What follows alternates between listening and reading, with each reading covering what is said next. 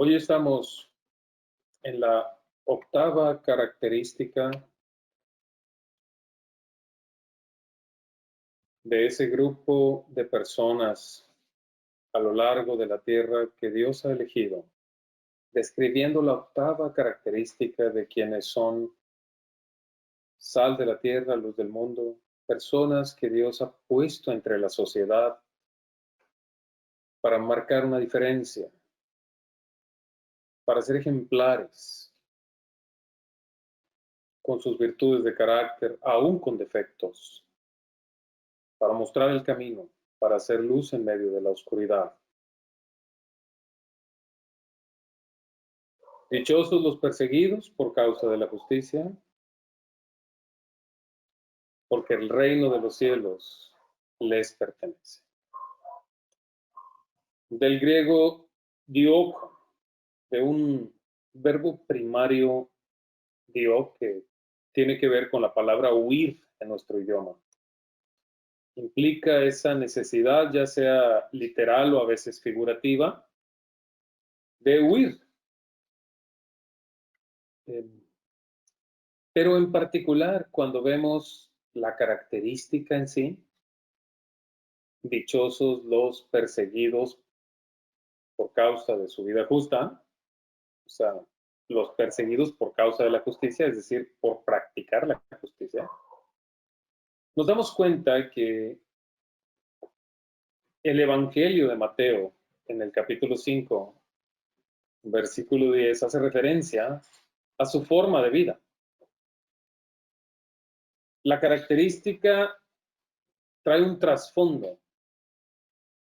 Cuando escuchamos la frase los perseguidos por causa de su vida justa, hay un trasfondo y hace referencia de manera directa a su forma de vida ejemplar, la forma de vida ejemplar de un seguidor de las enseñanzas de Cristo. Tiene características específicas, tiene una manera de vivir que marca una clara diferencia entre cualquier grupo de personas en cualquier sociedad. Son características en creciente desarrollo en la vida de este tipo de personas, como honestidad, compromiso, honradez, disciplina, benignidad, veracidad, fidelidad, humildad, solidaridad, amabilidad, mansedumbre, sensibilidad, compasión, pureza, bondad, paciencia, templanza, etc. Sí,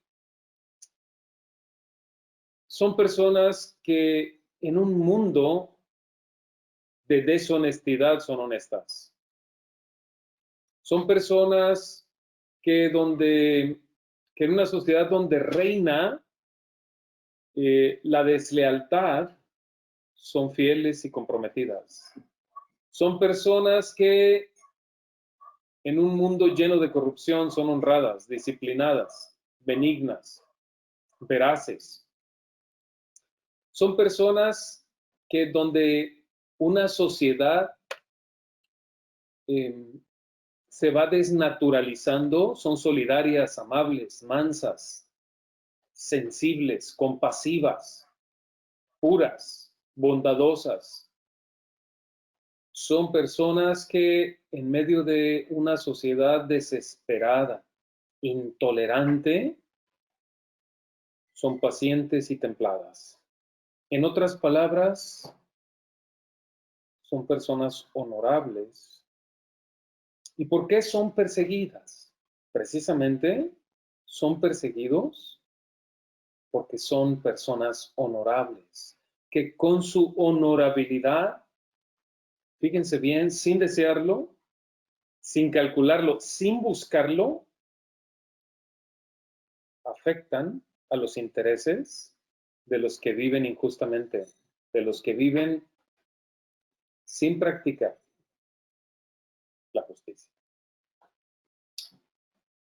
Voy a poner aquí un paréntesis que abro a partir de este momento para cederle la palabra a David La Bastida, hijo, que nos va a apoyar también durante toda esta característica en la que estaremos reflexionando por algunos domingos, con historia relativa a la persecución. Y después de David voy a regresar para seguir hablando de doctrina. Adelante. Hola, buen día a todos. Hermano, rápidamente, no sé si pueda darme la opción para compartir una presentación rápido que hice. Sí, claro, voy por allá. Nada más, digo, puede que ayude algo el situar de quién estoy hablando, dónde. Claro que sí, David, ya eres presentador. Gracias. Pregunta, ¿si pueden ver esta presentación? Sí, adelante. Ok. Y también igual si el sonido no se escucha muy bien, sabemos que estamos teniendo algunos problemas del internet, igual por el chat o si me interrumpen porque mi voz no se escucha bien, por favor, me gustaría que lo hiciera. Como que ya voy a tratar de hablar lento. Entonces, sí, la intención es hablar de varios personajes a través de la historia que han sido perseguidos por su fe. Y los espacios geográficos van a ser distintos, no provienen del mismo país ni tampoco de la misma época. La manera en que voy a proceder es cronológicamente, pero de forma inversa, es decir, me voy a ir con lo más contemporáneo, lo más reciente, hacia atrás hasta llegar a la época romana, que valdría la pena hablar de ello. Pero sería lo último. Yo voy a compartir sobre este pastor Paul Schneider. Él era de Alemania y fue martirizado durante el Holocausto. Él era cristiano, era alemán, no era judío. Y Paul Schneider, él, bueno, es muy interesante este hombre, pero dentro de la literatura que hay sobre las personas que fueron perseguidas durante el Holocausto, él no figura tanto como, digamos, un mártir muy importante, no sé por qué, pero la verdad es que es de los que más sufrió, y precisamente porque tenía un buen testimonio y se aferraba a la verdad. La defendió hasta el último momento de su vida. Y Paul Schneider, él, cuando antes de que llegara el régimen nazi al poder, que fue y valdría la pena hacer un contexto histórico, si tengo que hacerlo para poder entender, percibir qué tan oscuro se convirtió, digamos, todo lo que estaba ocurriendo, el panorama, para ver la maldad que había y cómo se estableció una nueva moralidad o ética y cómo Paul Schneider reaccionó ante esto. Entonces, este hombre, antes de que pudiera convertirse en pastor, más o menos coincidió con la época en que los nazis llegaron al poder en 1933, y antes de esto, él, bueno, sufrió en su infancia porque se quedó huérfano a corta edad, primero de su madre y luego de su padre. Y él siempre tuvo un interés por estudiar teología, pero era un poco difícil estudiar buena doctrina en Alemania en esa época. Estoy hablando de los años 1920, cuando él ya era joven. Él nació en 1890 y tantos. No me acuerdo muy bien, pero en los años 1920, eso sí recuerdo muy bien, este hombre, él quería estudiar teología y se metió al seminario, pero el tipo de teología que enseñaban era una teología muy, digamos, liberal, donde la doctrina incluso cuestionaba, por ejemplo, los milagros de Cristo y creían que todo ello era alegorías. Entonces, él comienza a entrar en una disputa interna y preguntarse si seguir esa tradición o tratar de buscar otras corrientes vaya, aferrarse más a la palabra, a la Biblia, porque sí le estaba causando conflicto en sus convicciones, hasta que llegó el punto en que, al darse cuenta que su formación como pastor era tan, digamos, distante, estaba tan distante de la realidad, donde se daba cuenta que el verdadero evangelio ni siquiera se vivía, se practicaba, no se enseñaba, él comenzó a explorar y también digamos, a participar como voluntario en muchas obras sociales, ayudando a los pobres en Alemania, que en la década de los 20 había mucho. ¿Por qué? Porque vamos a tener crisis en Alemania por haber perdido la Primera Guerra Mundial, y luego después se va a venir la crisis del 29, y pues Paul Schneider va a ofrecerse para ayudar a los pobres, y ahí es donde él se da cuenta que Dios le estaba haciendo un llamado a vivir ese evangelio, digamos, un poco más bíblico, y fue precisamente por su experiencia ayudando a los pobres y dándose cuenta que él necesitaba practicar la misericordia y perseguir la verdad, y que y también es bien interesante de él, porque él en su pensamiento se dio cuenta muy pronto que lo que más necesitaban los pobres no era solamente un alivio físico o social, sino necesitaban ser redimidos por medio de la sangre de Cristo. Entonces, eso es algo que me impactó mucho de él, y aprovechaba su ayuda social para predicar el evangelio también. Cuando llegan los nazis en 1933, él no apoyó a los nazis, y se dio cuenta cómo empezó a cambiar la atmósfera social. No es lo mismo lo que la gente pensaba en 1933 a lo que terminó pensando en 1944. Hubo una transición, un crecimiento de las ideas que se fueron infiltrando en una sociedad y corrompiendo, pervirtiendo, digamos, todo lo que los valores, los criterios morales que existían. Bueno, este es Paul Schneider y esta era su esposa. Aquí aparecen solo 4 hijos, pero llegó a tener 6 hijos en total. Y más o menos creo que murió como a los 40 y tantos años. Y Paul Schneider, o Paul Schneider, él cuando ve el crecimiento, la influencia que tienen los nazis, que ocupan las instituciones que había en Alemania, Hitler sube al poder y pues era muy fácil promover la ideología nazi, él comienza a oponerse a todo esto. Y hay que entender la ideología nazi en términos generales. Aquí la disputa no es si toda la sociedad creía o no creía.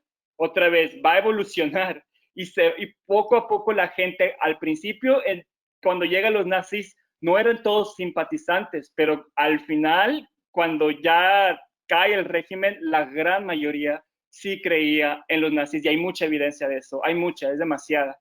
Entonces, Paul Schneider, una de las cosas que comienza a condenar se da cuenta que la doctrina era muy pagana, la que promovían los nazis. Los nazis rápidamente eran personas que creían en una ley natural de la historia. ¿Qué quiere decir eso? Ellos decían que biológicamente había jerarquías raciales, había razas que iban a dominar, había razas que iban a explotar, y promovían una doctrina de la violencia, una doctrina de la guerra, de la conquista. Y eso lo veían moralmente bien, se volvió una nueva ética, una nueva moralidad. Digamos que como nación, como raza, la raza alemana o la germánica o la aria, como le llamaban, que esa raza es la que iba a gobernar y que lo iba a hacer por medio de la violencia, y eso estaba justificado porque en este orden jerárquico de razas, tú tienes a una raza dominante, y que lo bueno, lo justo es que ellos dominen, y los demás o ya sean exterminados o que sirvan a esta raza maestra. Entonces, Paul Schneider se va a oponer a eso. Todos los símbolos nazis los va a condenar. La bandera de los nazis también la va a condenar. Nunca va a saludar a la bandera nazi. y Paul Schneider pues tampoco va a estar de acuerdo con la manera en que los nazis estaban tratando a los judíos, que poco a poco van, digamos, persiguiéndolos más y persiguiendo más a los judíos porque los nazis los consideraban como inferiores, bueno, más bien como parásitos, eran parásitos para los nazis y el parásito se elimina porque contamina la tierra. Entonces los nazis, ellos lo que decían es, necesitamos purificar la tierra, nuestra tierra, la tierra alemana. ¿Para qué? Para poder tener redención. Y ellos sí creían en una redención de la raza y creían que la tierra se tenía que purificar. Y la única manera de purificarlo era exterminar a los judíos, que los veían como ese parásito que quería conquistarlos y que quería acabar con los nazis o con los alemanes, la raza aria. Entonces, Paul Schneider se opone a eso porque la ve como una doctrina, además, muy mística y totalmente contraria a los principios cristianos. Pero lo que más lo va a motivar a oponerse a todo esto es que los nazis muy rápidamente pervierten muchas iglesias. La gran mayoría de las iglesias cristianas, ya sean católicas o protestantes en Alemania, se volvieron contra la doctrina bíblica. Ya estaba muy corrompida, pero aquí fue algo muy extremo porque prácticamente desplazaron el mensaje del evangelio y presentaron, digamos, la ideología nazi, la tierra de Alemania como, digamos, el medio de salvación, y Hitler era el que iba a llevar a toda la nación, más bien a toda la raza alemana hacia la luz. Él se presentó como el Mesías, se presentó como un salvador, y era por medio de la ideología nazi que se iba a lograr la redención, no por medio de Cristo. Y eso fue lo que a Paul Schneider lo llevó a tomar todas las medidas necesarias porque él quería defender la verdad del evangelio, que por medio de la cruz se era salvo y solo por medio de la cruz. Entonces, pues prácticamente eran opuestas estas ideas, pero los nazis tenían el poder y los nazis eran los que perseguían. Y ya para, digamos, Paul Schneider, para 1937, él para 1937 ya había ido a la cárcel 12 veces, había sido perseguido, censurado mucho en sus sermones, le quitaron su posición como pastor, porque allá los pastores en la época eran financiados por el Estado, por el gobierno, y a él le quitaron su financiamiento. Sufrió obviamente pobreza, no tenía muchos recursos económicos, y él aún así siguió predicando y predicando. Él predicaba en este lugar que se llama Domrad, en Renania, y Paul Schneider,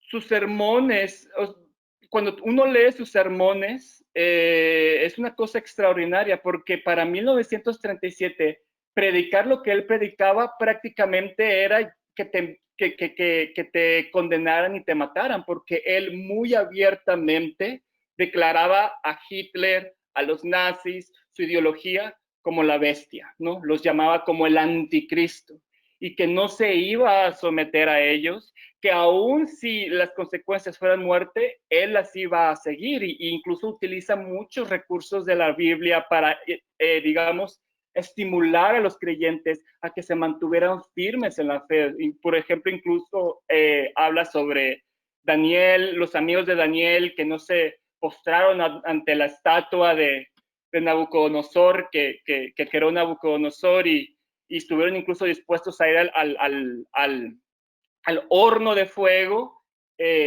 Paul Schneider decía, nosotros estamos en eso, estamos en ese horno de fuego. Y si Dios nos rescata o no nos rescata, gloria sea a Dios. Pero Dios quiere que nosotros pasemos por esta prueba. Es Dios quien nos está llevando. Y si es a través del sufrimiento que le vamos a dar gloria para defender nuestra fe, que así sea. Entonces, él exhortaba mucho a los creyentes, predicaba mucho, por ejemplo, sobre aquellas parábolas donde los discípulos se encontraban en el mar y que se venía una gran tormenta, o de Pedro que en alguna ocasión intentó caminar sobre las aguas y se empezó a hundir y Cristo lo sacó. Y él hacía esa equivalencia, utilizaba eso como metáforas de lo que estaba ocurriendo en esa época en Alemania, y no era para menos, porque en esa época te podía denunciar tu esposa, tu esposo si eran nazis, tus mismos hijos, tus vecinos, prácticamente cualquiera te podía denunciar y te podían matar. Paul Schneider tenía la suerte de él es que tenía gente dentro digamos, del gobierno que abogaba por él, pero llegó a tal grado que ya era imposible. Ya lo que él predicaba, o sea, él atacaba muy directamente las ideologías nazis, muy directamente. Se daba cuenta que la iglesia no lo apoyaba, la iglesia se había, digamos, pervertido, corrompido, como una prostituta se entregó a los nazis. Y la iglesia la utilizaban como medio de propaganda, nada más. Y él se mantuvo firme, se mantuvo siempre firme por defender, más allá que digamos, el simple hecho de que no le gustara la discriminación racial que había, o que tuvieran los nazis tantos símbolos y tantas prácticas tan corruptas, porque moralmente, por ejemplo, los nazis, ellos defendían, una de sus ideas era que la raza nazi tenía que procrearse de manera industrial prácticamente. Y ellos, pues, si uno lo analiza, la manera en que ellos querían hacer esto era por medio de familias heterosexuales. Entonces tú dices, bueno, pues eso es algo bueno hasta cierto punto, el promover las familias heterosexuales más tradicionales. Pero los nazis eran muy laxos y permitían que se diera una serie de, digamos, de adulterios dentro de las familias. ¿Para qué? Con el objetivo de ir creando más hijos, más hijos, más hijos, que se fueran formando con la ideología nazi. Entonces, ese era el objetivo. Y Paul Schneider, él defendía digamos, la familia, sí la familia, pero que se mantuviera, digamos, pura, que no se dieran estos adulterios, y los condenaba y los llamaba como prácticas paganas. Entonces era muy, digamos, su lenguaje era muy incisivo. Y esto fue lo que a Paul Schneider al final terminó llevándolo a un campo de concentración. En 1937 él entró a un campo de concentración que se llama Buchenwald, que está cerca de la ciudad de Weimar. Y es muy interesante, Buchenwald fue el segundo campo de concentración que se construyó en Alemania, y se construyó para todos aquellos opositores políticos que estaban en contra del régimen nazi. Pero pues Paul Schneider era un pastor, no era político, no era un líder político, no era un activista antinazi, y como quiera lo llevaron a este campo de concentración. Y hay una diferencia entre un campo de concentración y un campo de exterminio. Los campos de exterminio se van a construir mucho después, y era precisamente, estaban destinados para los judíos, pero aquí en este campo de Buchenwald no todos eran judíos. Había de distintas nacionalidades incluso, y de distintas ideologías políticas o creencias. Él entra aquí a Buchenwald. Esta sí es una foto de algunos presos que así terminaron, de los que sobrevivieron Buchenwald. Hay peores, obviamente, mucho peores. Y si ven en la foto, Buchenwald era casi una ciudad. Era una ciudad donde había torres. Aquí no se contemplan muy bien, pero había una torre aquí, otra acá, otra acá, otra acá, donde estaban vigilando constantemente a los internos. Entonces era imposible salir ahí, era muy difícil. Y las mallas que rodeaban todo el campo tenían, digamos, energía eléctrica que si les tocabas te morías. Entonces, este campo de concentración estaba muy cerca de Weimar. Yo conozco este campo de concentración, fui e hice investigación ahí, y ya quedan puras ruinas, pero sí es algo muy terrible nada más presenciar la atmósfera, porque está en medio de un bosque. Y si uno ve, por ejemplo, los símbolos, esta es una imagen como una insignia de la puerta principal de Buchenwald. Se llama, bueno, ahí dice jedem das seine, que quiere decir a cada quien lo que le corresponde, o lo que merece más bien. Y prácticamente lo tenían ahí como para recordar que si tú estás en Buchenwald es por tu oposición, no solamente a Hitler o al Estado. La mayoría los acusaban de estar en contra de la raza que era sagrada, ¿sí? Era la raza la que te salvaba, sus ideas, su ideología. Entonces, con esto les recordaban su gran pecado y era algo que de hecho viene, que trataron de sacar de la tradición incluso bíblica, de la ley de ojo por ojo y diente por diente. Entonces, eso es lo que tú cometiste y eso es lo que te va a pasar. Vas a tener tu castigo por pecar en contra de la raza alemana. Entonces, Paul Schneider va a este campo de concentración y es muy interesante porque él, entrando al campo de concentración, imagínense, tenía 6 hijos, su esposa. Cuando llegó a estar preso, él seguía escribiendo, digamos, sermones que lograban sacar de la cárcel, los, digamos, contrabandeaban para distribuirlos en medio de sus congregaciones, porque él se preocupaba mucho por las ovejas, o sea, tenía este llamado de pastoreo. Dentro de Buchenwald ya era imposible, la vigilancia era extrema, y él dijo, bueno, no puedo atender a mi iglesia, voy a crear grupos bíblicos. Entonces, él en las barracas en las que estaba, daba enseñanzas bíblicas, un testimonio muy parecido al de otros cristianos que conocimos, como esta Corrie ten Boom y su hermana. No sé si estén familiarizados con esa historia. Yo alguna vez llegué a hablar de ellos también hace varios años, como 4 años.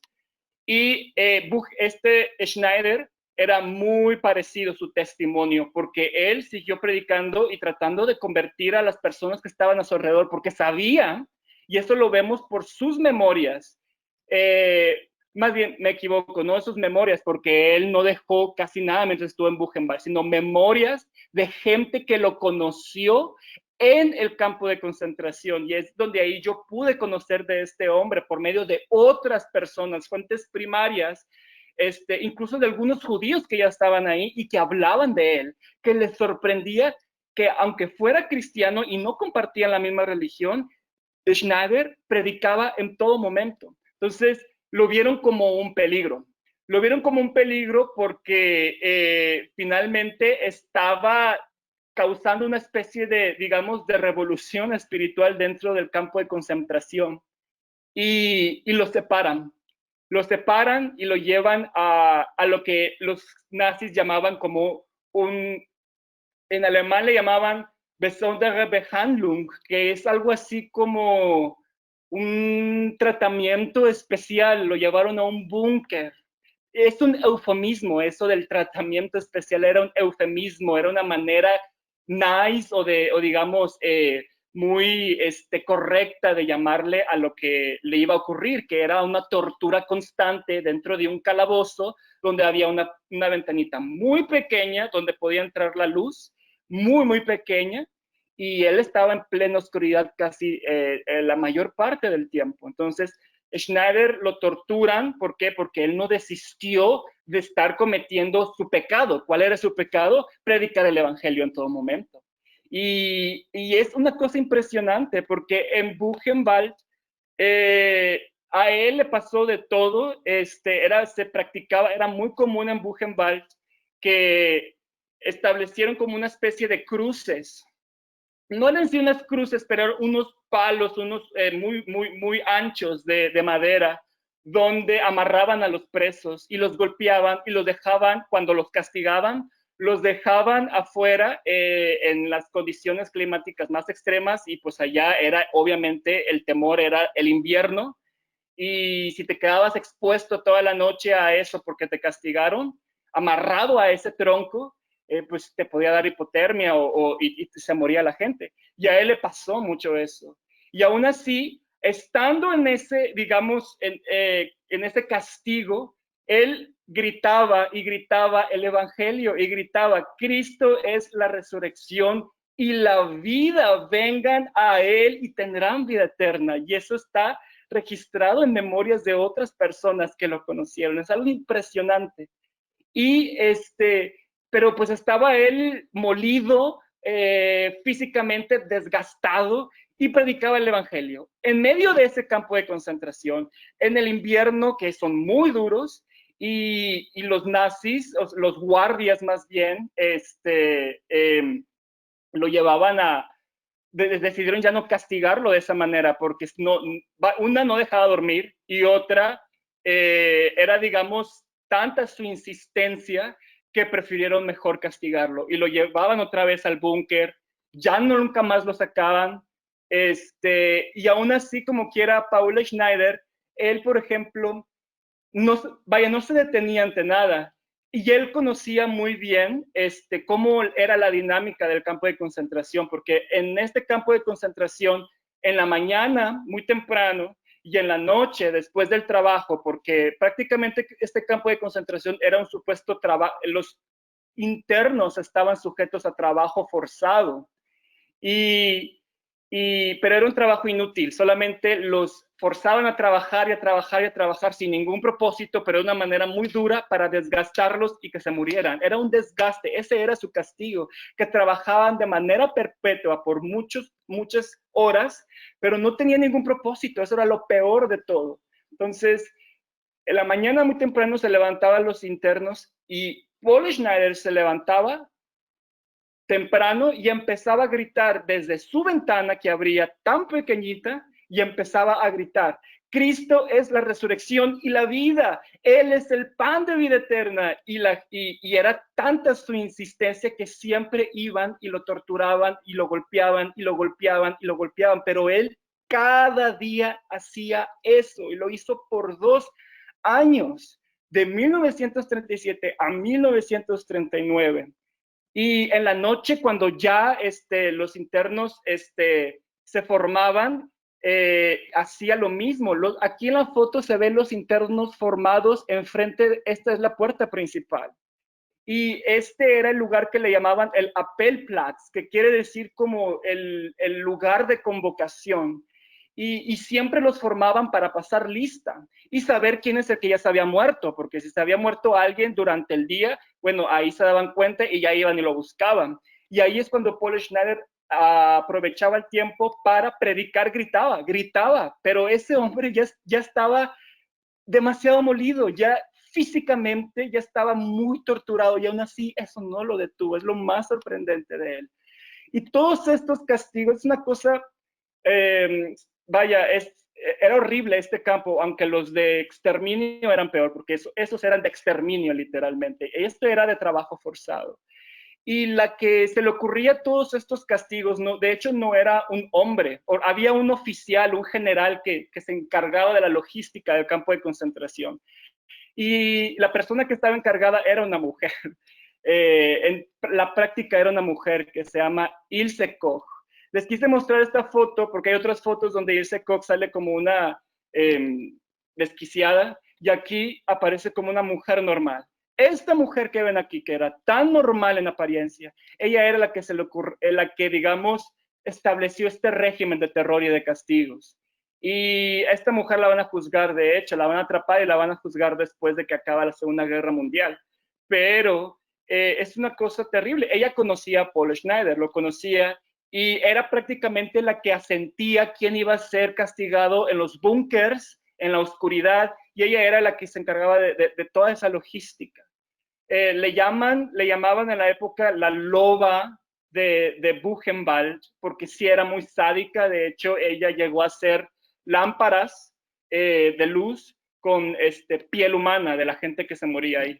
Entonces tenía unas ideas muy que causan cierto como, no sé, sí, terror y sorprende.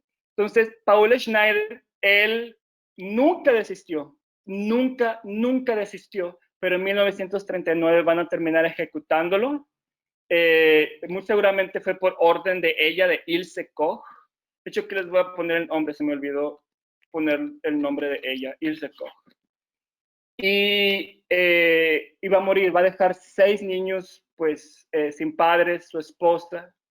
Pero él murió hasta el final creyendo lo que siempre predicó y lo vivió, y no se detuvo a pesar de que la persecución que sufrió terminó en su muerte.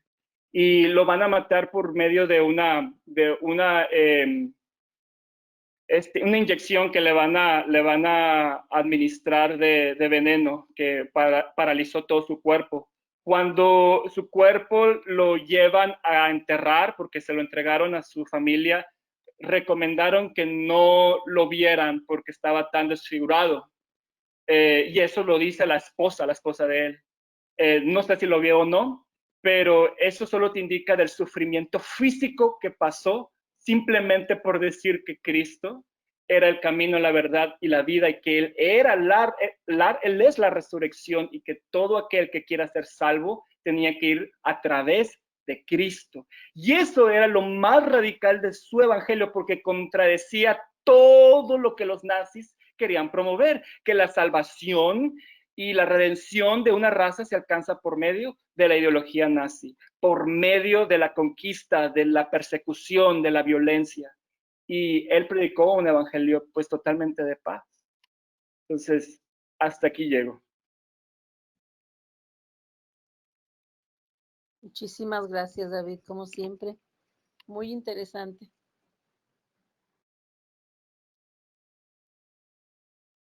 No sé si tienen algún comentario rápido, o no sé cómo voy a hacer la dinámica, perdón. Gracias, David.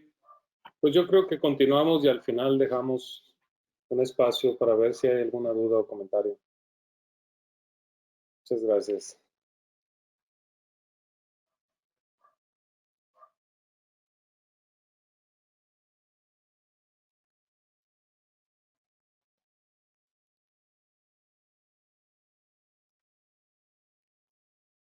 Bien, hermanos. Veremos, así como esta historia que David nos comparte hoy, enfocada en una época relativamente reciente, que a pesar de todas las características que se pudieran enumerar o enunciar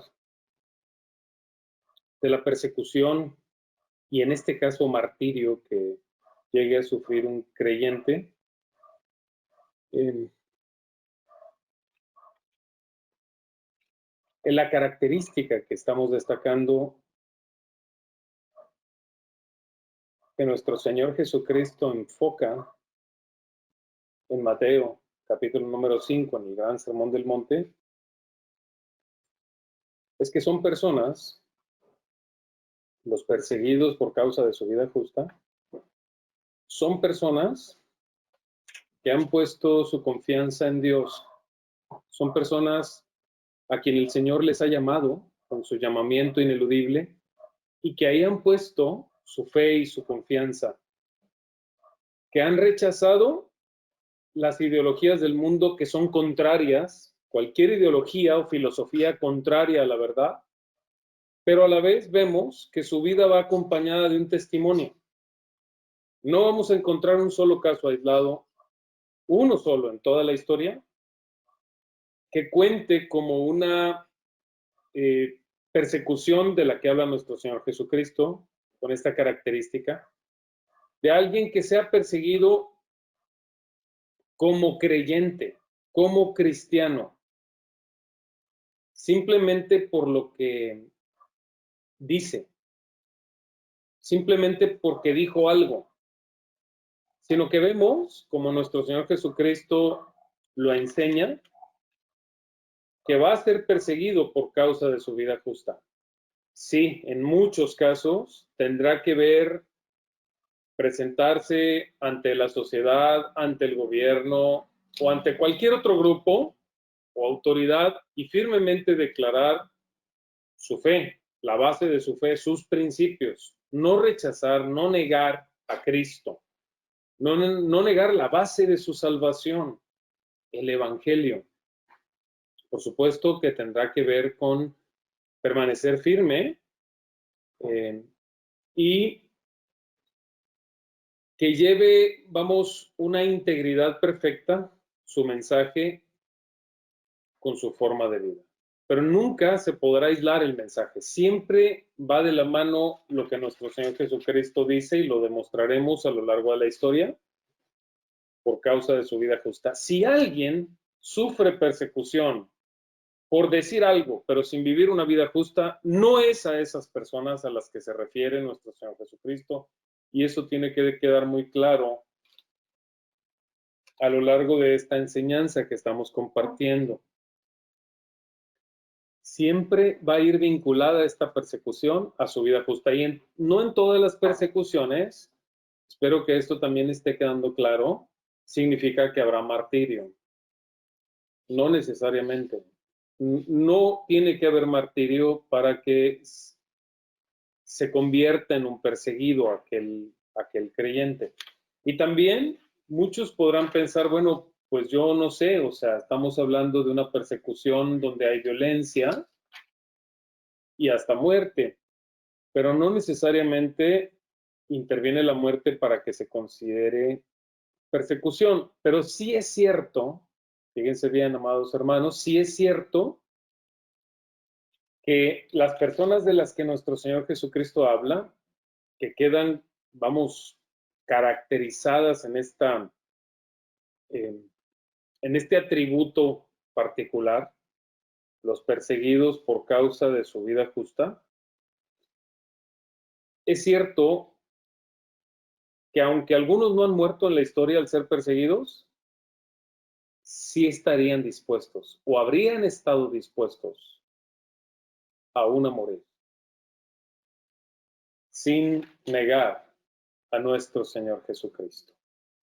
Ahora, voy a traer esta enseñanza que estamos compartiendo de los perseguidos por causa de su vida justa para poner un ejemplo actual de cómo un creyente podría sufrir persecución sin que necesariamente exista violencia, porque es verdad que esto puede suceder, pero sigue siendo persecución. Con todo, insisto, el verdadero creyente aún está dispuesto a sellar su fe, sus principios, sus convicciones con su propia sangre o con el martirio si fuera necesario. Imaginemos a un grupo de trabajo típico de nuestra época. Muchos de los presentes han participado o están participando en algún grupo laboral.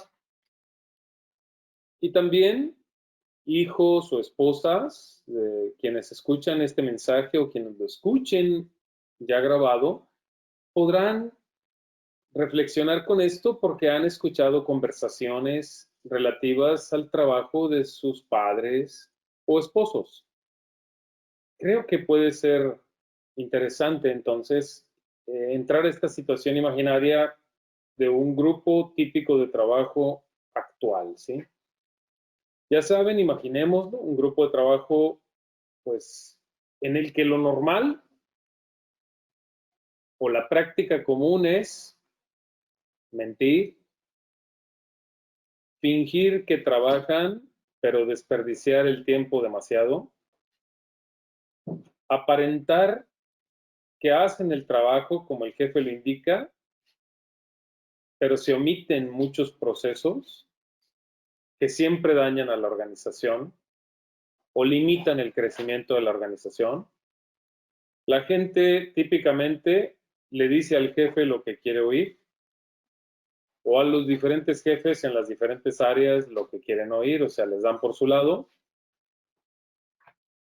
Unos cubren las faltas de otros y lo hacen para que, pues, las faltas que ellos mismos tienen no queden al descubierto.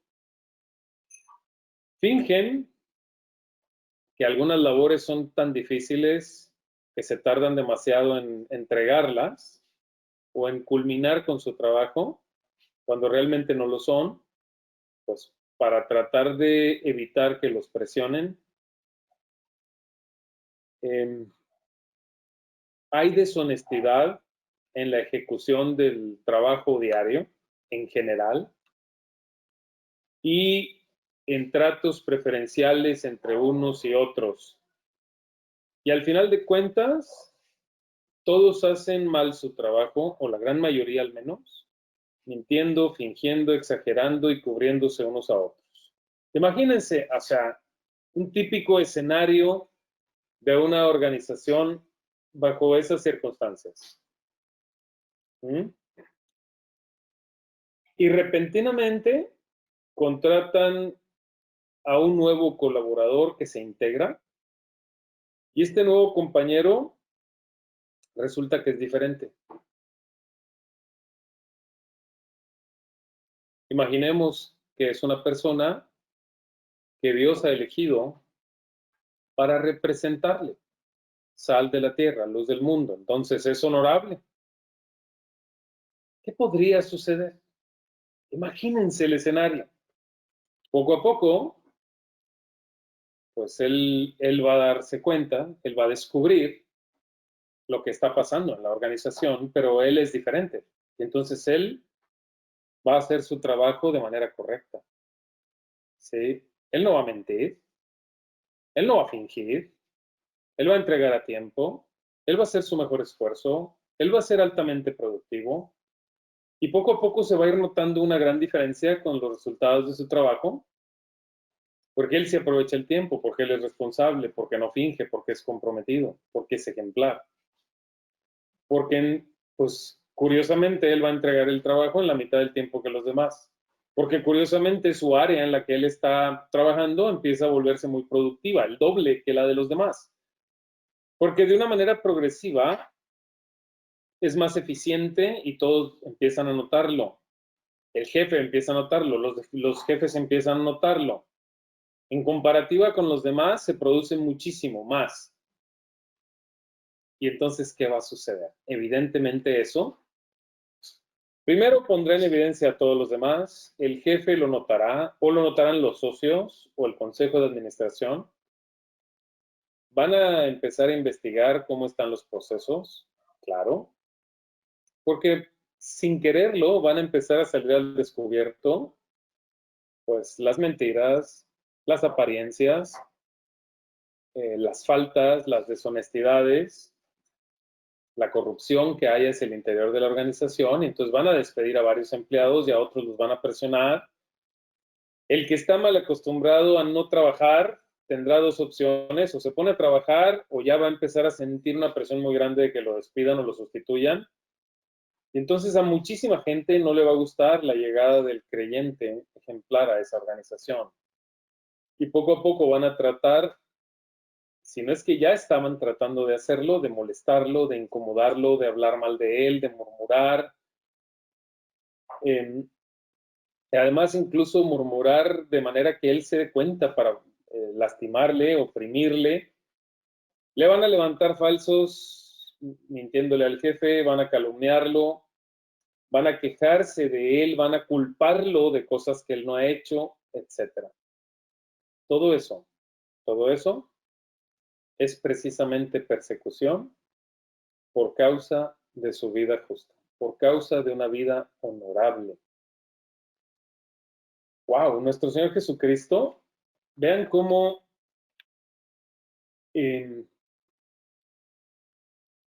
se expresa nuestro Señor Jesucristo. Lucas capítulo 11.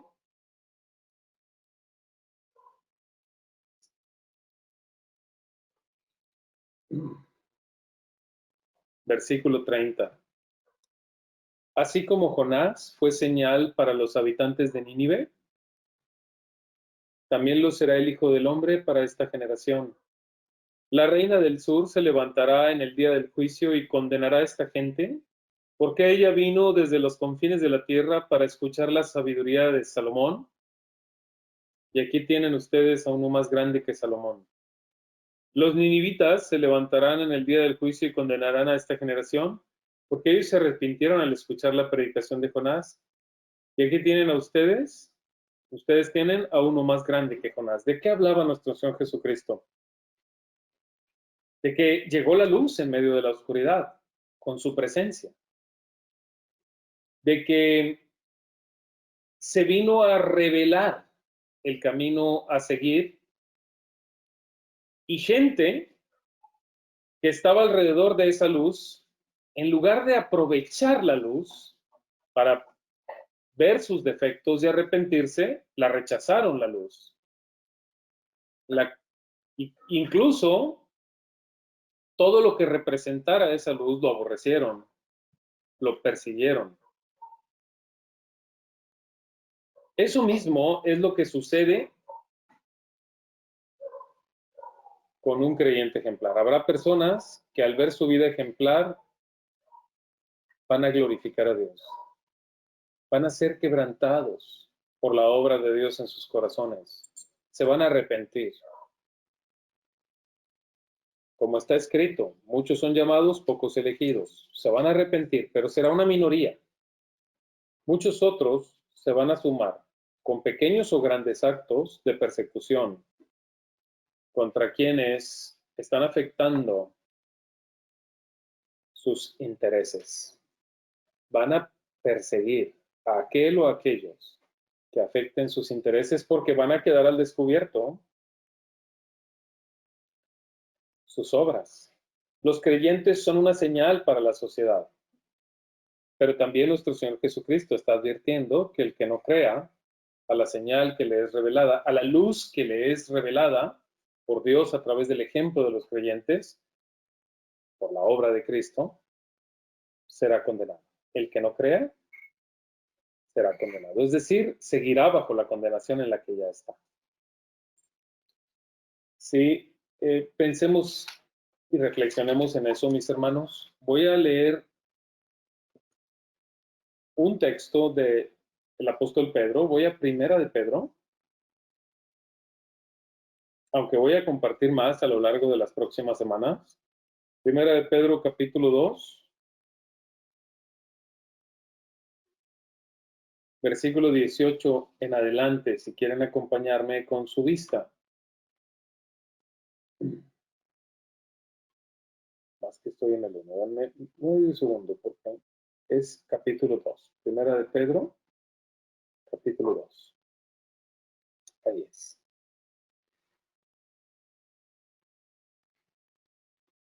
Sométanse, dice a los creados, a los esclavos, con todo respeto a sus amos, no solo a los buenos y comprensivos, sino también a los que son insoportables. Dirigiéndose Pedro a los creyentes que estaban bajo un régimen de esclavitud. Porque es digno de elogio que por sentido de responsabilidad delante de Dios se soporten penalidades aún sufriendo injustamente.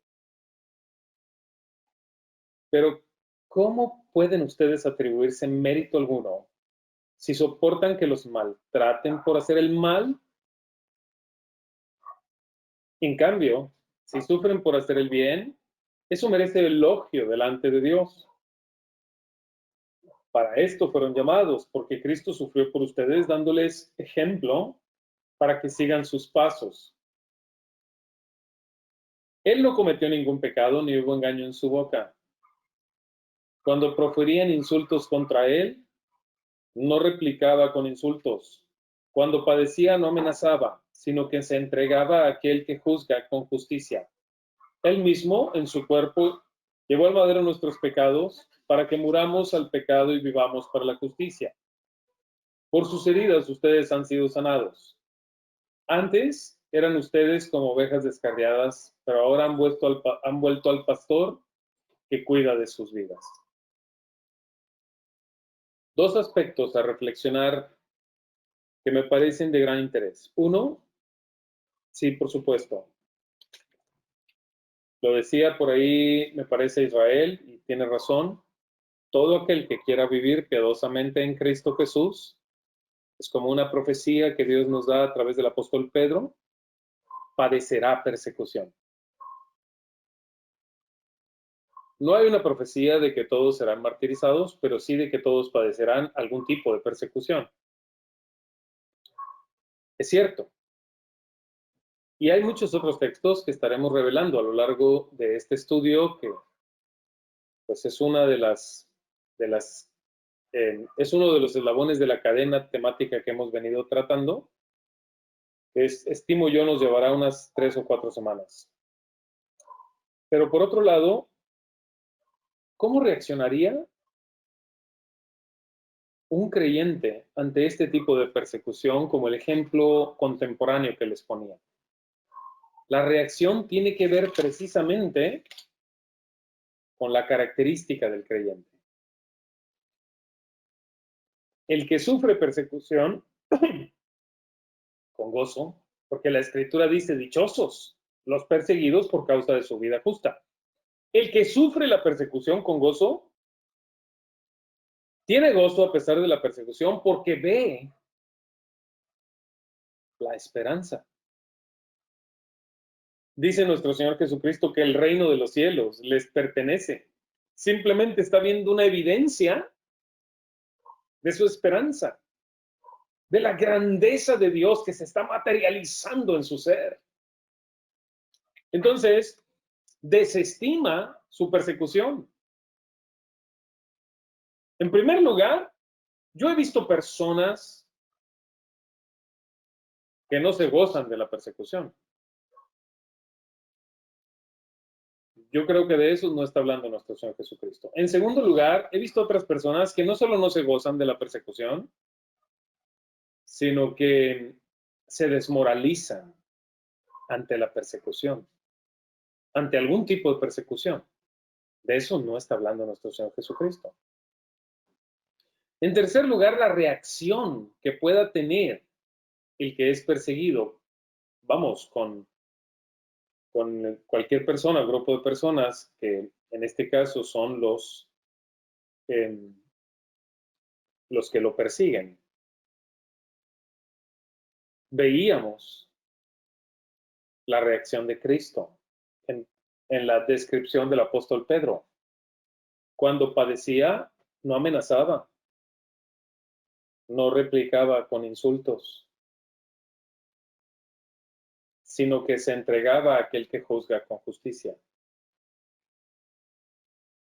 El perseguido por causa de la justicia, conforme a la característica número 8 de los que representan a Dios, es justo ese, el que no replica, que no se queja, que no amenaza, que no cae en el conflicto, que pasa por alto la ofensa y que a pesar de sufrirlo, porque sí se sufre, a pesar de perder lo que sea que haya que perder, incluso a veces es afectada su reputación maliciosamente, él o este tipo de persona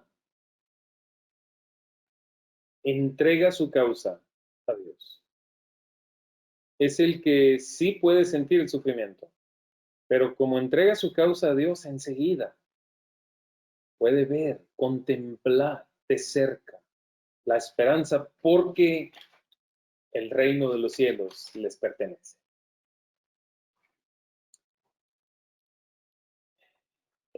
Por otro lado, es importante también definir que no es el perfil de los que padecen persecución por causa de su vida justa, el de alguien que padezca porque la gente habla mal de él por ser religioso. O sea, no estamos hablando de padecer persecución cuando la gente habla mal de un religioso por su religiosidad. No estamos hablando de que hablen mal de un supuesto cristiano por su fanatismo religioso, por su conducta excéntrica o su conducta irracional, o que hablen mal de usted o de mí. Si nuestras conductas, si nuestra actitud o si nuestra forma de vida es reprochable, por altilocuente, por deshonesto, por perezoso, por chismoso, por presuntuoso, por imprudente, por entrometido, por pusilánime, por mentiroso,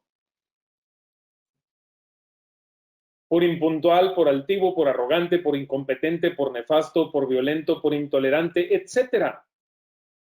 No, a ver, en esos casos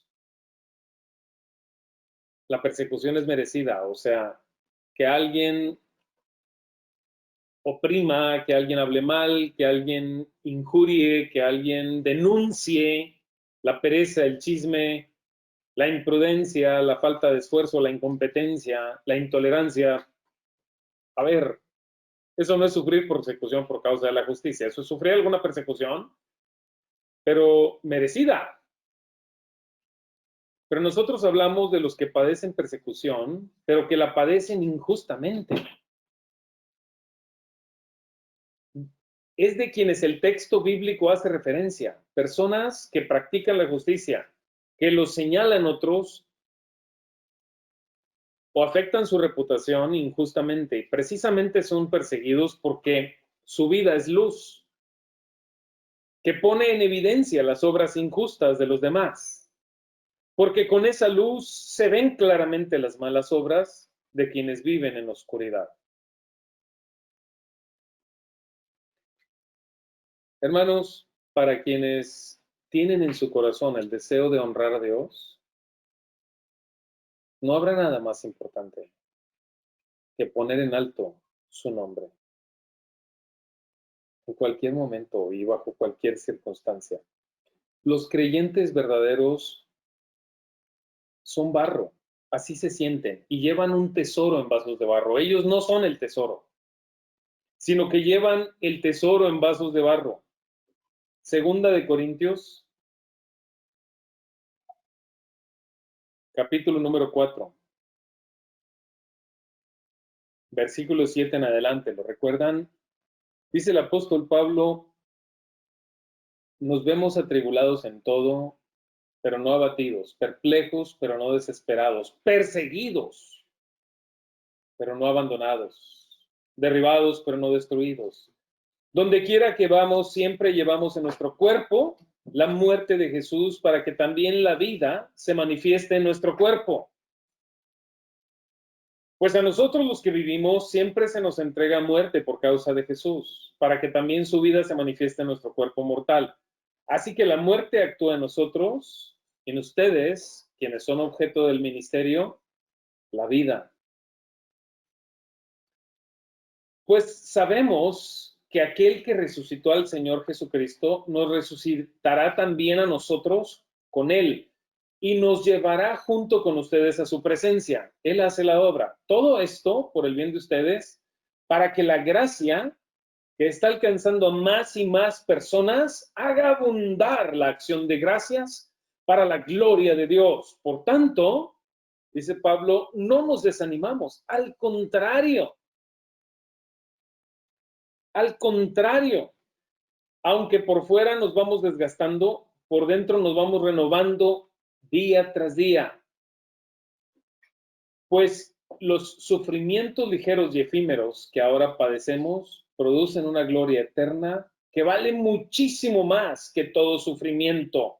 Así que no nos fijamos en lo visible, sino en lo invisible, ya que lo que se ve es pasajero, mientras que lo que no se ve es eterno. Pero tenemos en el versículo 7, dice, este tesoro en vasijas de barro, para que se vea qué tan sublime poder de Dios viene y no de nosotros. Qué tan sublime poder proviene de Dios y no de nosotros. Entonces, este tipo de personas son personas que no se caracterizan por tratar de ser el centro de todo, ni por tratar de llamar la atención. No lo hacen, no es su intención.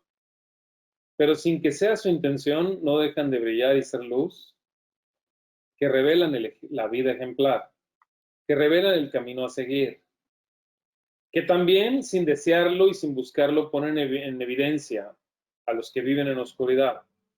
Pero todo esto es para la gloria de Dios. Y al final de cuentas, Dios termina siendo glorificado en medio de sus tribulaciones y sus persecuciones.